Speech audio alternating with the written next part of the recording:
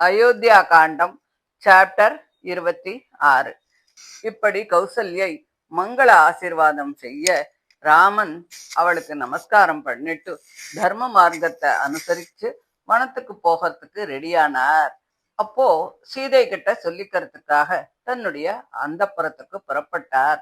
அப்போ சீதையும் ராமனுடைய அபிஷேகத்திற்காக விரதங்களையும் உபவாசங்களையும் அனுஷ்டிச்சுண்டு இருந்தா.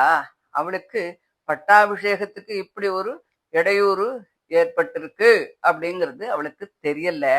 ராமனுக்கு அபிஷேகம் நடக்க போறது அப்படின்னு அவள் நினைச்சுட்டு இருந்தா.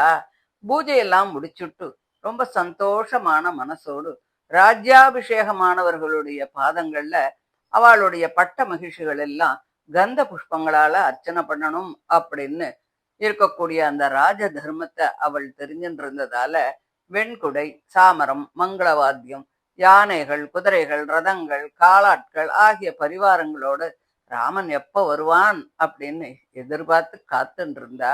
அந்த சமயத்துல ராமன் அந்த பரத்துக்குள்ள நுழைஞ்சார். அங்கே தன்னுடைய பரிவாரங்கள் அபிஷேகத்துக்காக செஞ்சிருக்கிற விசேஷமான அலங்காரத்தையும் சீதையனுடைய ஆனந்தத்தையும் பார்த்து வெட்கத்தால கொஞ்சம் தலைய குனிஞ்சுண்டார். அவருக்கு கஷ்டமா இருக்கு, இப்படி எல்லாத்தையும் ரொம்ப ஆனந்தமா எதிர்பார்த்துட்டு இருக்கா, நம்மளோ வேற விதமான ஒரு நெகட்டிவ் இன்ஃபர்மேஷனை சொல்ல போறோமே அப்படின்னு ராமனுக்கு கொஞ்சம் சிரமமா இருக்கு.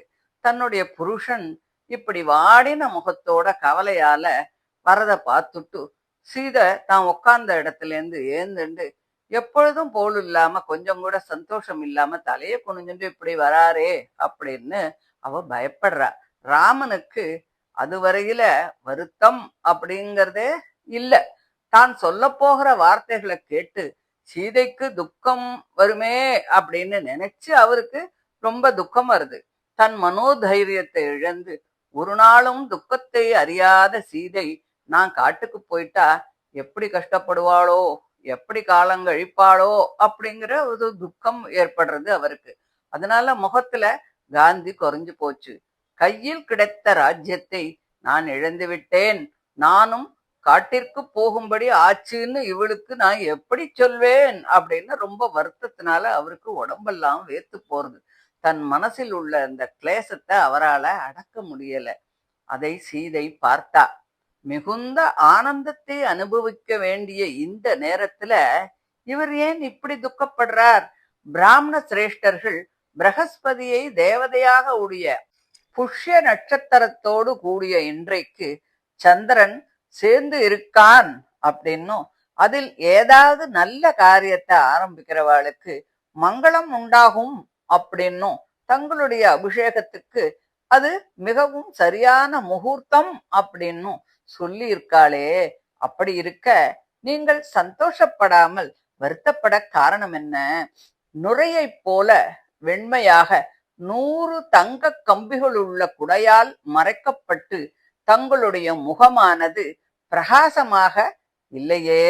தாமரை மலர்களை போன்ற கண்களால் அலங்கரிக்கப்பட்ட தங்களுடைய முகத்திற்கு இருபுறமும் சந்திரனும் ஹம்சபக்ஷியும் போல பிரகாசிக்கும் சாமரங்கள் போடுறத நான் பார்க்கலையே. சூதமாகத வந்திகள் இனிமையாக பாடும் சப்தம் என் காதுல விழலையே. பட்டாபிஷேகம் நடைபெற வேண்டி தங்களுடைய சிரசில் தேனும் பாலும் தயிரும் கலந்த புண்ணிய ஜலத்தினால வேதங்களை கரைகண்ட பிராமணர்கள் மந்திரங்களோடு அபிஷேகம் செய்த அடையாளம் கொஞ்சமும் காணுமே. நாட்டுப்புறத்து ஜனங்களும் நகரத்து ஜனங்களும் வீதி தலைவர்களும் ராஜ்ய உத்தியோகஸ்தர்களும் மந்திரிகளும் தங்களை பின்தொடர்ந்து வரலையே. 4 உத்தமமான குதிரைகள் பூட்டி தங்கத்தால் அலங்காரம் செய்யப்பட்ட புஷ்ய ரதம் தங்களுக்கு முன்னால் போகலையே. சகல உத்தம லட்சணங்கள் பொருந்தின பட்டத்து யானை கருத்த நீருண்ட மேகம் தாங்கின மலை போல நடந்து வருவதைப் போல தங்களுக்கு முன்னாடி ஏன் போகல? வீரர்களுக்கு முன்னால் கொண்டு போக வேண்டிய நவரத்தினங்கள் இழைத்த பத்ராசனம் தங்களுக்கு முன்னால் ஏன் போகல? அபிஷேகத்துக்கு வேண்டிய ஏற்பாடுகள் சித்தமாகத்தான் இருக்கு இல்லையா? தங்களுடைய முக காந்தி ஏன் இப்படி குறைஞ்சு போயிருக்கு? சந்தோஷக்குறி கொஞ்சம் கூட இல்லையே அப்படின்னு சொல்லி இப்படி சீதை பலவிதமாக புலம்புறா. அவளுக்கு பட்டாபிஷேகம், இந்த யுவராஜ பட்டாபிஷேகம் நின்னு போச்சு அப்படிங்கறது அவளுக்கு தெரியாது இல்லையா. ஆக அபிஷேகம் நடந்தா இதெல்லாம் நடக்குமே, இப்படி எல்லாம் நடக்கலையே அப்படின்னு நினைச்சுட்டு அவ ரொம்ப கவலைப்படுறா. அத கேட்ட ராமன், சீதே, மகா பூஜ்யரான என்னோட அப்பா என்ன காட்டுக்கு அனுப்பியிருக்கார் அப்படின்னு சொன்னார். உடனே, ஐயோ இந்த துக்கமான சமாச்சாரத்தை சொல்லிட்டோமே, சீதைக்கு என்ன ஆபத்து வந்துடுமோ அப்படின்னு பயந்துண்டு அவளை தைரியப்படுத்தணுமே அப்படிங்கிறதுக்காக, சீதே, சகல தர்மங்களும் அறிந்த மகா ஞானியான ஜனக மகாராஜாவினுடைய புத்திரி இல்லையா நீ? ராஜ தர்மங்களையும் வர்ணாசிரம தர்மங்களையும் சந்தேகம் இல்லாமல் அறிந்தவளாச்சே. உத்தமமான தர்மத்தை குறைவர அனுஷ்டிக்கிறதுல நிகரற்றவளே. இந்த விஷயம் எப்படி நடந்தது அப்படின்னு சொல்றேன் கேளு. எனக்கு இன்று அபிஷேகம் பண்ணணும் அப்படின்னு அப்பா சகல ஏற்பாடுகளையும் பண்ணியிருந்தார். அப்போ என்னுடைய தாயான கைகேயி 300 காலத்துல அவளுக்கு கொடுக்கப்பட்ட 2 வரங்களை அவருக்கு ஞாபகப்படுத்தி, அவைகளை இப்பொழுது கொடுங்கோ அப்படின்னு சொல்லி கேட்டா. அவர் அப்படியே தரேன்னு வேற சொல்லிட்டார். நான் காட்டுல 14 வருஷங்கள் வசிக்கணும், பரதனை யுவராஜாவாக ஆகணும் அப்படின்னு சொல்லி கேட்டா. என் தந்தை சத்தியம் தவறாதவர், தர்ம பாசத்தால் கட்டுப்பட்டவர். சரி அப்படியே செய்கிறேன்னு ஒத்துனுட்டார். பிதாவினுடைய வார்த்தையை பரிபாலனம் செய்வது எனக்கு மிகவும் முக்கியமான தர்மம். 14 வருஷங்கள் வரையில் நான் காட்டுல வசிக்க போறேன். ஆகையினால உன்னை பார்த்து உங்ககிட்ட சொல்லிட்டு போறதுக்காக நான் வந்தேன் அப்படின்னு சொல்றார் ராமன். லோகத்துல மிகுந்த ஐஸ்வர்யத்தை அடைந்து உயர்ந்த பதவியில் இருப்பவர்களுக்கு தங்களுக்கு எதிர்த்தா மாதிரி வேறு யாராவது ஒருத்தர சோஸ்திரம் பண்றத பார்க்க அவ பொறுக்க மாட்டா. உன்னை பரதன் நமஸ்காரம் பண்ண வரும்போது என் குணங்களை பத்தி அவனிடம் நீ அதிகமாக புகழ்ந்து பேசக்கூடாது. லக்ஷ்மணன் சத்ருக்கணர்களுடைய மனைவிகளுக்கு எந்தவித சௌக்கியங்களும் மரியாதைகளும் நடக்கின்றனவோ அவைகளை விட அதிகமாக உனக்கு நடக்கணும் அப்படின்னு நீ எதிர்பார்க்கப்படாது. மற்றவாளைப் போல அவனிடத்தில் நீயும் எப்பொழுதும் பிரியமாயும் அனுகூலமாயும் நடந்துக்கணும். மகாராஜா அவனை இளவரசனாக பண்ணியிருக்கார். அவனோ நமக்கு அரசன்.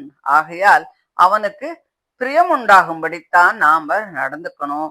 எங்க அப்பா செஞ்ச பிரதிஜையை நிறைவேற்ற நான் 14 வருஷங்கள் வனத்தில் வசிக்க போறேன்.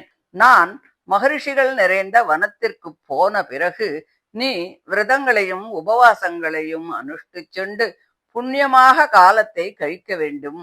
விடியற்காலையிலே எழுந்து தேவதைகளுக்கு விதிப்படி பூஜை செய்து என் அப்பாவும் நமது அரசனுமான மகாராஜாவை நமஸ்கரிக்க வேண்டும்.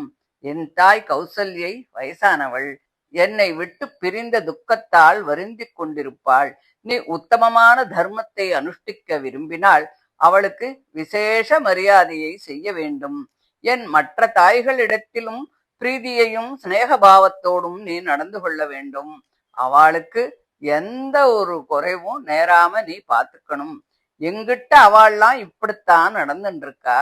அதனால என் மனசுல அவளுக்கும் என்னுடைய தாயான கௌசல்யைக்கும் எந்த ஒரு பேதமுமே எனக்கு இல்ல. பரதனை உன்னோட தமையன் போலவும் சத்ருக்னனை உன் புத்திரன் போலவும் நீ நினைச்சுக்கோ. என் உயிரை காட்டிலும் அவர்கள் எனக்கு மிக மிக அருமையானவர்கள். பரதனுக்கு இஷ்டமில்லாத விஷயத்த நீ எப்பவுமே பண்ணப்படாது. அவன் உங்களுடைய அரசன். அவன் பிறருக்கு கீழ்ப்படாதவன். இந்த தேசத்திற்கு அதிபதி, இந்த குலத்திற்கும் தலைவன். அரசர்களுடைய இஷ்டப்படி நாம் நடந்து கொண்டால் அவர்கள் நம்மிடத்தில் தயவு வைப்பார்கள், இல்லாவிட்டால் கோபம் கொள்வார்கள். தங்களுக்கே பிறந்த புத்திரனானாலும் கூட தங்களுக்கு கெடுதி பண்ணினால் அவர்களை விலக்கி விடுவார்கள். தங்களுக்கு பந்துவாக இல்லாதவர்களையும் கூட திறமையானவர்களாக இருந்தால் தன்னோடு சேர்த்து கொள்வார்கள். அதனால தர்மத்துல மனச நீ ஈடுபடுத்து. விரதங்களை அனுஷ்டிச்சுண்டு பரதனுக்கு அனுகூலமாக நடந்துண்டு இங்கேயே நான் வர வரைக்கும் இரு. என் உயிருக்கு உயிரானவளே, நான் வனத்துக்கு போறேன். நீ இங்கேயே இருக்கணும். நான் இப்பொழுது சொன்ன உபதேசங்களை யாருக்கும் கெடுதியும் மன வருத்தமும் இல்லாமல் நீ அனுஷ்டிக்கணும் அப்படின்னு தர்மத்தை உபதேசிப்பது போல அவளுடைய மனதில் இருக்கும் அந்தரங்கத்தை தெரிந்து கொள்வதற்காக அவளுக்கு கோபத்தை ஏற்படுத்தக்கூடிய வழியில இப்படி ராமன் பேசினார் அப்படின்னு சொல்லி இந்த அத்தியாயத்தை முடிக்கிறார். இதை தொடர்ந்து அடுத்த ஆடியோல 27வது அத்தியாயத்துல என்ன சொல்றாங்கிறத பார்க்கலாம். தேங்க்யூ.